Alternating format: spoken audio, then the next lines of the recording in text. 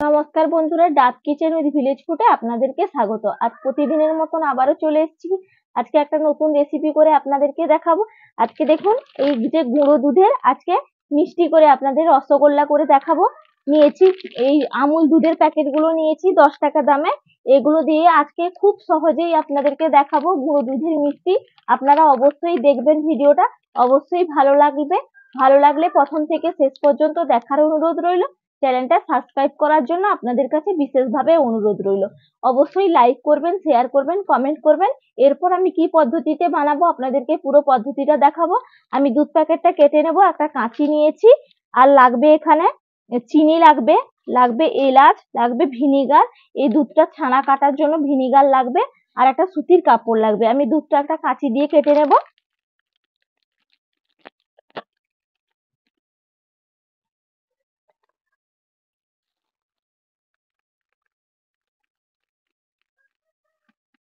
দেখুন, কাঁচি দিয়ে কেটে দিলাম।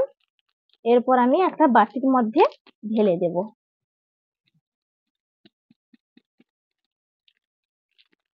এখানে আমি মোট 7 প্যাকেট দুধ নিয়েছি। এখানে গুঁড়ো দুধ নিয়েছি 7 প্যাকেট। আপনারা চাইলে গরুর দুধেও করতে পারেন, আবার বাজারে যে লিকুইড দুধটা পাওয়া যায় সেটা দিয়েও করতে পারেন। কিন্তু আজকে আমি খুব সহজেই আপনাদেরকে গুঁড়ো দুধের দেখাচ্ছি। দেখুন, আমি প্যাকেট দুধটা কেটে নিয়েছি। বাটির 1 বাটি কিন্তু হয়ে গেছে আমুল দুধটা। এরপর আমি উনুনটা ধরিয়ে নেব। উনুনটা ধরিয়ে নিয়েছি, কড়াইটা চাপিয়ে দেব। কড়াই চাপিয়ে দিলাম। কড়াইয়ের মধ্যে দিয়ে দেব জল।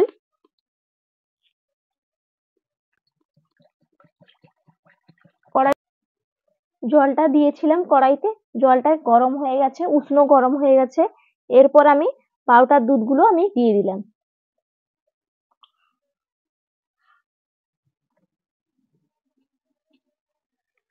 এটা একটু ভালো করে জলের সঙ্গে আমি মিশিয়ে নিচ্ছি। এরপর একটু ফুট এলে আমি ভিনেগার দিয়ে দুধটা ছানা করে নেব।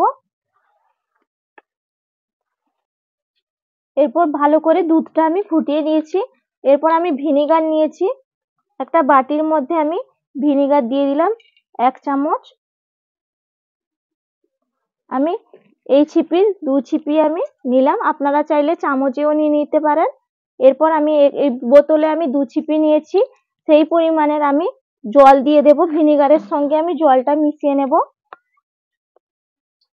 ভিনেগারের সঙ্গে আমি জলটা ভালো করে মিশিয়ে নিয়েছি। এরপর আমি এই যে দুধটা ফুটে উঠেছে, এর মধ্যে আমি অল্প অল্প দিতে থাকবো।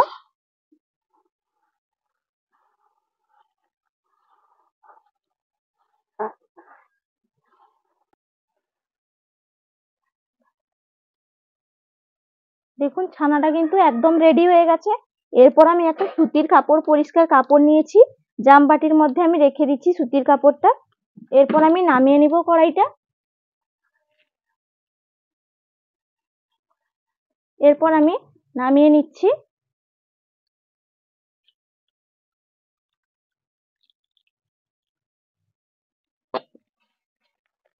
এরপর আমি জলটা ঝরিয়ে নিয়েছি, গরম জলটা আমি ঝরিয়ে নিয়েছি। এরপর আমি ঠান্ডা জল দিয়ে ধুয়ে নেব, যাতে ভিনিগার দিয়ে কাটিয়েছি যাতে টক ভাবটা না থাকে, সেই জন্য ভালো করে ঠান্ডা জল দিয়ে ধুয়ে নিতে হবে ছানাটা। এই জন্য আমি ভালো করে জল দিয়ে ধুয়ে নিচ্ছি।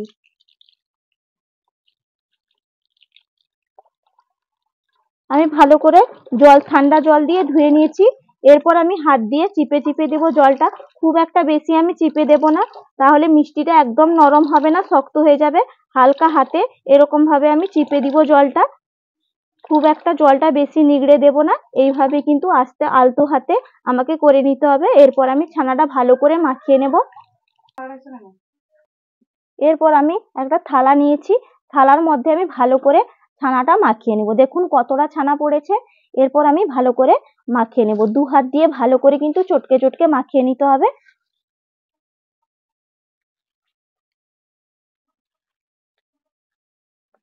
দেখুন, ছানাটা আমি ভালো করে মাখিয়ে নিয়েছি।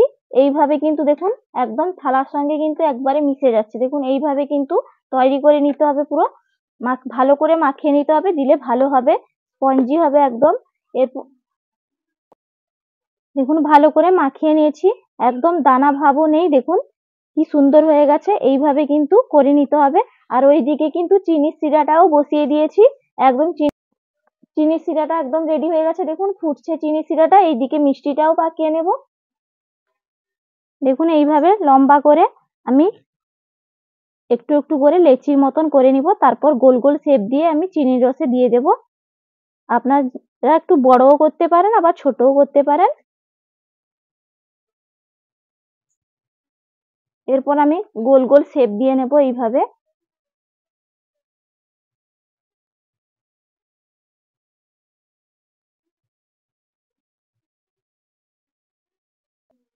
দেখুন এইভাবে কিন্তু গোল শেপ দিয়ে নিয়েছি, প্রত্যেকটা এইভাবে তৈরি করে নেব।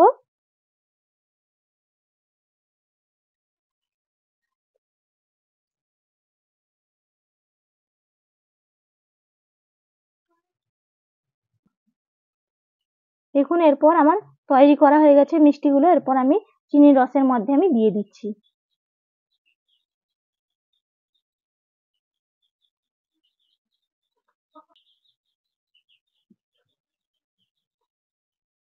দেখুন মিষ্টিটা কতটা ফুলেছে, গুঁড়ো দুধের যে এতটা সুন্দর মিষ্টি হয় বলে আমি নিজেও ভাবতে পারিনি। আর নিজে তৈরি করেছি তো এই জন্য আমাকে নিজে প্রচুর খুশি লাগছে। দেখুন বাড়িতে যদি কিছু জিনিস বানিয়ে করা যায়, সবাইকে খাওয়ানো যায়, মানে সত্যি এত অসাধারণ লাগে না, বলে বোঝাতেই পারবো না। দেখুন প্রত্যেকটা মিষ্টি কিন্তু অসাধারণ ফুলেছে, দেখুন দারুণও লাগছে কিন্তু দেখতে। আর মিষ্টির চিনির রসের সঙ্গে কিন্তু একটু এলাচ দিয়েছিলাম যাতে ফ্লেভারটা ভালো আসে। আর দেখুন কতটা সুন্দর হয়েছে, প্রত্যেকটা মিষ্টি কিন্তু দারুণ হয়েছে আর একদম নরম তুলতুলে। আপনাদেরকে কেটে দেখাবো আর খেয়েও আপনাদেরকে দেখাবো। আর বাড়িতে সত্যি বানিয়ে ফেললে অসাধারণ লাগে। নিজের হাতে যদি কিছু তৈরি করা হয় আমার তো প্রচুর আনন্দ লাগে। আপনাদের কেমন লাগে আমি জানি না, আমি কিছু জিনিস করলে আমার প্রচুর আনন্দ লাগে। আর এত পারফেক্ট মিষ্টি হবে যে গুঁড়ো দুধে আমি সত্যি ভাবতেও পারিনি। আর মানে সত্যি এত খুশি হয়েছি আমি আমি নিজে করে আমি প্রচুর নিজেই খুশি হয়েছি। আর দেখুন আপনারা অবশ্যই দেখতেও পাচ্ছেন কতটা সুন্দর হয়েছে, দারুণ হয়েছে কিন্তু দেখতে। এরপর আমি একটা বাটি নিয়েছি, বাটির মধ্যে আমি নামিয়ে নিচ্ছি। দেখুন কতটা অতুলনীয় হয়েছে কিন্তু।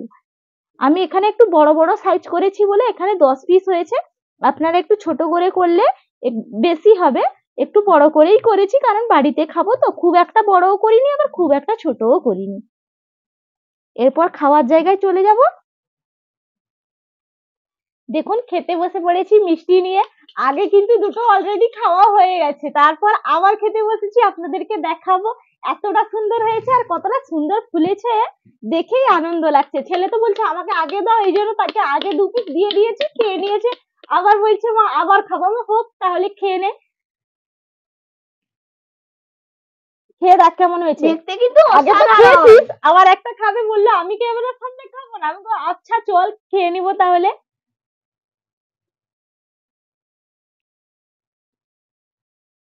দেখুন আপনাদেরকে দেখাচ্ছি কতটা রস ঢুকেছে, দেখুন কতটা সুন্দর রস ঢুকেছে কিন্তু। আর একদম নরম ও তুলতুলে হয়েছে। আপনাদেরকে কেটেও দেখাচ্ছি একটা, দেখুন কতটা সুন্দর হয়েছে। আর রসটাও দেখুন ভেতর পর্যন্ত একদম ঢুকে গেছে। এরপর একটু খেয়ে দেখছি কেমন হয়েছে। ছেলের তো আগে খাওয়া হয়ে গেছে, আমার তো খাওয়া হয়নি, আমি একটু খেয়ে দেখি। একদম তুলতুলে, কোনো কথা হবে না, অসাধারণ। গুঁড়ো দুধের যে এত সুন্দর মিষ্টি হয় মানে অসাধারণ। আপনারা না করলে বুঝতেই পারবে না। বাড়িতে অবশ্যই একবার বানিয়ে খাবেন, কমেন্ট করে জানাবেন যে কেমন হয়েছে। যদি কোনো সময় দুধ না পাওয়া যায় তাহলে গুঁড়ো দুধ তো অনায়াসেই পাওয়া যায়, কিনে আনলে কিন্তু হয়ে যাবে। আপনারা এইভাবে বানাবেন, অবশ্যই ভিডিওটা দেখবেন, প্রথম থেকে শেষ পর্যন্ত দেখবেন, লাইক করবেন, কমেন্ট করবেন। আশা করি অনুরোধ রইল আপনাদের কাছে। আপনারা সুস্থ থাকুন, ভালো থাকুন। আপনাদের সঙ্গে আবার পরের ভিডিওতে আমাদের দেখা হবে। টাটা।